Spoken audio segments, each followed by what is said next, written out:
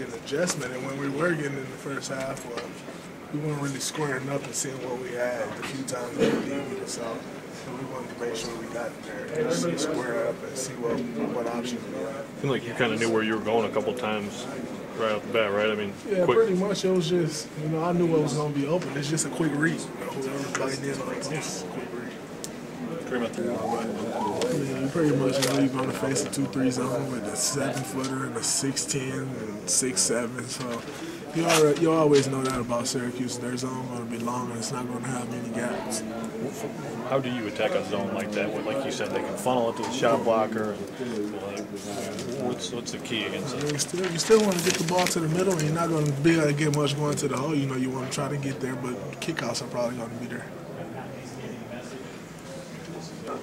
We just started to execute. We picked our energy up a lot and locked down the defense and got some stuff on the break. Got a couple run outs with knocking down some threes in the break and transition. Do you like playing against the zone? I love zone busting guy. You do? Yeah. Why? Because the offense always goes through being the zone. We executed more. We played with more energy the second half. The first half we were flat, super flat. And we also cut down on turnovers a little bit in the second half. What did Coach Izzo say in the locker room at halftime? He just talked about how we didn't have enough energy, and he also talked about the turnovers once again that's been haunting us all season. When you have a game where you have 21 of them, but you also have 21 assists on 26 baskets, how do you judge that? They cancel each other out. 21 assists, 21 turnovers. That's a 0-0 ratio. So is that acceptable? Not acceptable at all. Yes, a little bit, but we grind all summer to play a schedule like this, so we know we have to suck it up, and guys are going to be tired, but other teams are getting tired right now as well. We just have to suck it up for a few more days and going to New York and try to get a big win. Then we get a day off, and then we start getting a little bit of our energy back. No, I didn't even know for a minute until I saw him just sitting over there, and I'm like, why he's not coming in? You're not coming to figure it out. He took a big lead. He needed the rest of the game. When you play it, I know it's different against Syracuse, but working on your zone offense in a game like this so much, you think that benefits you at all Tuesday night? Definitely benefits. We haven't faced a lot of zone this year. From Syracuse, it's probably going to be all zone. So I think this is a good way to see where we're at with the zone and also good preparation for us. Been able to see them. Is it special to go play in the Jimmy V Classic?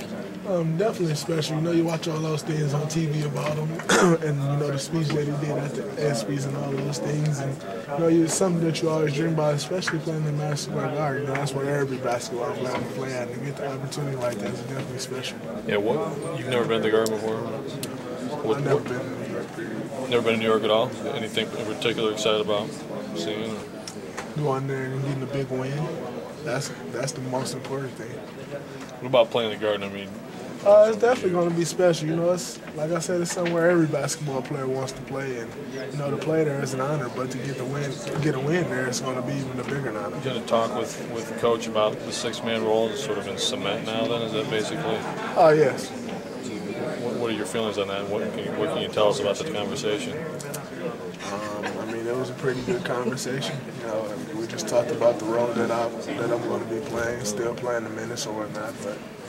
But I think the conversation went good, and I just want to do whatever I can do to help my team. If that's the best rotation for the team, so be it. Were you going to go to them to suggest it, or did you kind of just know? I actually was already thinking that it probably would be better for the team if I came off the bench. So, he just happened to bring it to me before I brought it to him. It brings us more firepower off the bench, with me coming off of Corey and Keith and Adrian. We have another starting 5 really coming off the bench, so that's when you have something like that, that's always great.